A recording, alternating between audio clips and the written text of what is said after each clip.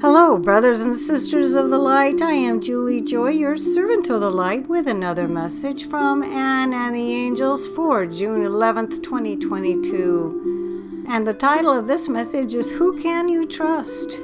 And they begin, my dear friends, we love you so very much. In your world today, so many of you have been shaken, upset, and saddened by the seemingly random acts of violence that have erupted in the hearts of the hurting, hurtful. How do you make sense of what seems like a senseless loss of life? How do you feel safe in an uncertain world? How can you trust that you'll be safe or your children will be safe? We hear your cries, dear ones. Much more importantly, we see you striving not to fall into hate, hurt, and worse, the desire to hurt back. We see you striving to love, striving to trust, and striving to live your lives in joy in spite of some of the really tough things you witness going on in your world. So how do you trust you will be safe? Trust, dear ones, is not blind faith in the external world, nor a blind faith in another soul. Trust is instead a byproduct of your own connection with the divine. In connection with this love, you can trust your guidance. In a vibration of love, you can trust your feelings, for in the higher vibrations, your feelings are your guidance. In a vibration of love, you can rest assured that you are loved, protected, and guided in harmony and joy. In a higher vibe, you can trust yourself. We are not saying you should blindly trust or ruthlessly mistrust the external world. Conditions and individuals vary from moment to moment. Rather, we are saying that if you choose to exist in a loving vibration, you can trust yourself. You will know in any given moment what and who is right for you and who and what are not. In a loving vibration, you can trust that when a path, an idea, or a person is loving, it will feel right to you, inspired, good, or attractive in that moment. In a high vibration, when you get a not-so-pleasant feeling, you can trust your soul is steering you in other directions.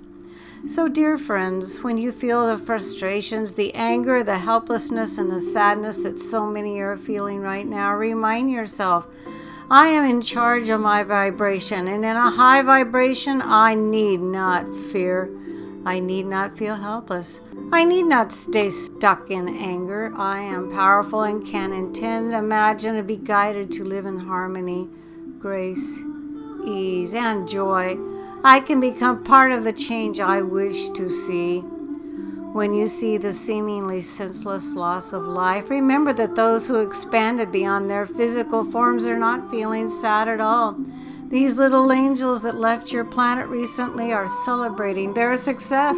They are celebrating the fruition of their pre-birth plans to be part of a grand awakening, calling the human race to pay more attention to those who are hurting, to love the lost a little more, and to remember that all ultimately are innocent, birthed from the heart of God and striving always to return that love.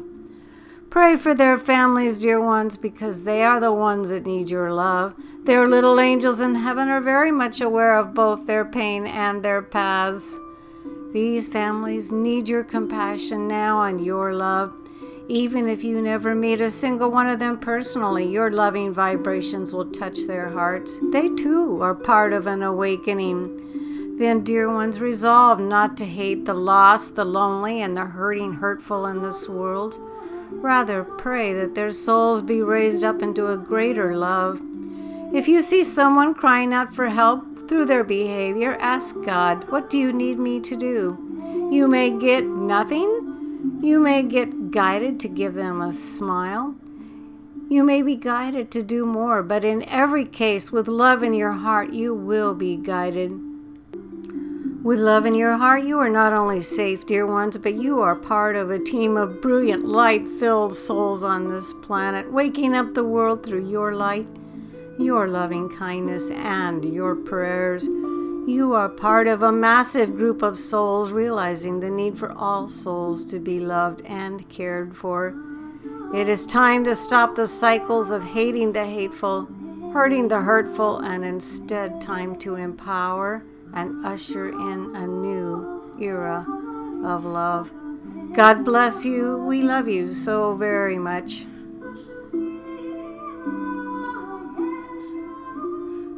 So as I read this message, it's kind of ironic to me that the Arcturians are saying very much the same thing, and it's occurred to me in the last few messages from the angels, they are beginning to sound kind of galactic to me.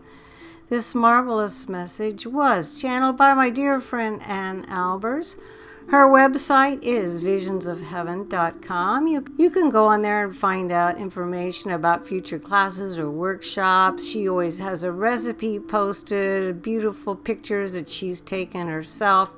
In this week's message, she has a lovely, poignant story about how she came to channel this message.